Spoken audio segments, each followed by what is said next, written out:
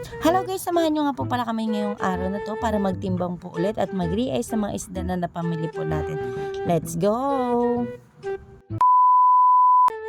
Hello po mga probinsya, for today's video nga po pala marami po tayo napamiling isda ngayon kasi nagkasabay-sabay po nga po pala dumating yung mga bangka po na pinapakonsumuhan natin. So ayun na nga po talagang sinasabi nila, kapag biglaan natutupad pero kapag hindi po pag pinaplano po hindi natutupad. So shout out nga po pala sa mga kaibigan mo na nagpaplano ng outing na hanggang ngayon hindi pa rin natutupad. Drawing. Charot. So ayun nga po pala, blackfish nga po pala yung nabili namin, and then ito nga po pala yung mga dumating sa amin ngayong araw.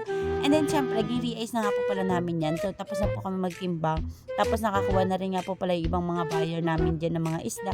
Ito na lang po yung natira sa amin. Then pinipili nga lang po pala namin yung pinapabiyahe po namin sa Maynila. Kasi kapag pinabiyahe po namin lahat ng huli po ng isang bangka, lugi po kami. And then nga po ngayon sa pagkakataon po na ito pa, mga kaprobinsya, talagang lugihan po. Alam po yan ang lahat ng mga nagtitinda ng isda na talagang lugihan po ngayon kasi talagang dagsa po yung dami ng isda tapos mababa pa po yung bentahan.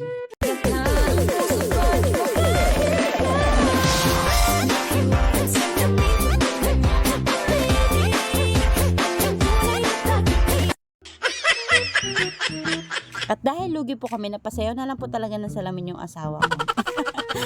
So, ayun na nga po. Ito nga po pala yung mga katuwang namin sa pag-re-ice dito. Sila po yung kasama namin sa aming hanap buhay. So, nagpapasalamat po kami sa mga taong tumutulong sa amin, sumusuporta sa amin, sa negosyo namin, na talaga naman po pinapasalamat din po talaga namin sa Diyos. Kasi kung wala siya, wala rin po lahat ng bagay na meron tayo ngayon. Tama po. So, ayun na nga po. Nag-re-ice na po kami dyan. Papadala namin po sa Maynila. Ito nga po pala yung mga ipapadala namin sa Maynila. Kasi hindi po siya kaya i-dispose talaga dito sa amin sa San Jose. Dahil ang presyo na lamang po dito ng mga isda sa amin, nagpapalo na lang po ng 20 pesos, 30 pesos, 40 pesos, 50 pesos. Depende pa rin po sa klase ng isda.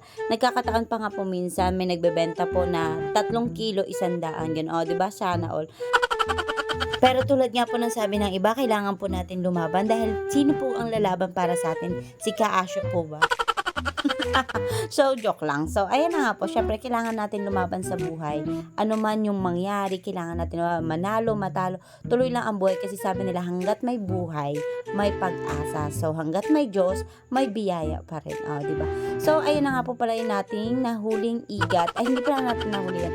Nabiling igat. So, ayan po yung nabili natin igat. Papadala din po natin yan kasi hindi po siya nabibili dito ng ganito kalaki. Maliban na lamang po kung meron pong umorder o may gusto pong kumuha ng ganyang kalaki tapos dadaingin po nila. So, yan, papadala na po natin sa Manila. So, bahala na po kung magkano po ang presyo niyan sa Manila pagdating doon. Pero, pasalamat na lang rin po tayo dahil meron po tayong nahuhuli dito sa atin sa karagatan.